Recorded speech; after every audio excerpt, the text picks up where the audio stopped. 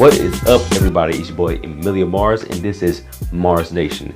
So today we're going to talk about lights and darks when you're doing a portrait. A lot of times people do portraits and they really don't know how, or don't know, I'm gonna say don't know. They don't really have a concept to where when they have a picture done, it's usually flat. A lot of people just do flat pictures. They sketch it up and just draw a flat picture. And that's cool. But when you're adding colors, lights and darks play a big role into it. You're adding lights and darks, you have to know where the light is actually hitting. I think this time we're going to talk about this more so for a digital aspect. When there's blood flow through the body, there's reds and lights and darks in certain areas, like blemishes and stuff like that. Around the tip of the nose might be a little red here. The cheeks might be a little rosy as well. Like, learn those things and they will heighten your artistic flair, ability, or whatever you want to call it.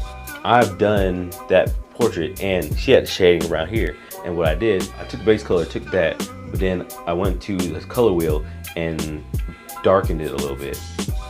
And from that color wheel, instead of having like a nice little tan, it gave me like a little darker tan version of the same color. Because what you want to do, you could go black, but I feel like that's only if you're trying to do something quick, get it out the way, blase, whatever you want to say, whatever you want to do. If you take the same color, darken it a little bit, it gives it more like a human look. It shows the heat, or shows you the shading of where the light's coming at. Now, this is very important. The airbrush tool. The airbrush tool, for me, puts all my pieces together. When you're using the airbrush tool, make sure you don't use too heavy.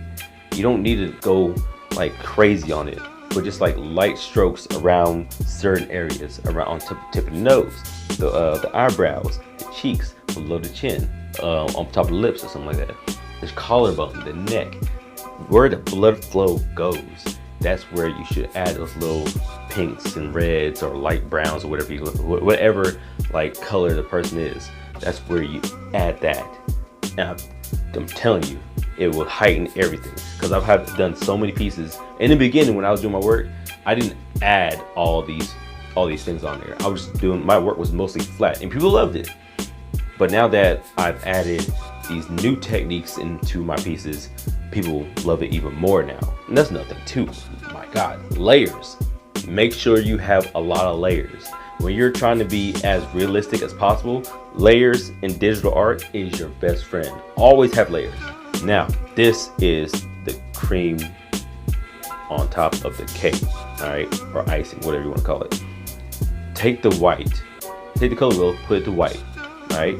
Now, remember, you're using the light that's shining on your face or whatever like that, or whatever portrait you're drawing. Take the white, and then on top of all the other layers, make another layer. On top of that layer, put the whites around where you know light is hitting. Like light is hitting my nose right now. Light is hitting on top of my forehead, my chin, or stuff like that. These are the parts that really stick out, and those parts give it that depth feel. Like when you're looking at it, the airbrush, for me, I love it because that's exactly what it does. When I'm adding that, it creates the whole image I'm looking for. Now, again, after I'm done with that one, I'll go in and get my pen tool and go around like, cause I don't know, I'm a little weird. I don't really color the inside of the eyes, you know, like the whites inside the eyes. I usually don't do that. It's not my style. A lot of people do, but you know, and they look awesome, but I'm trying to be different, you know. So what I do, I take my pen tool, I dot, you know, when the light hits your eyes, I put a little dot inside the eyes. I put a little bit of white on top of the eyebrows. Not shade, but line it up with the jawline and everything, and a few marks on the neck as well. And then, boom, you stand back, look at it, make sure everything's crisp and nice, and then you got your artwork because you put that much time, add all those layers, took all those steps. Now it looks smooth, it has depth, it looks like it's coming at you. All right, so that is my art tip for you guys.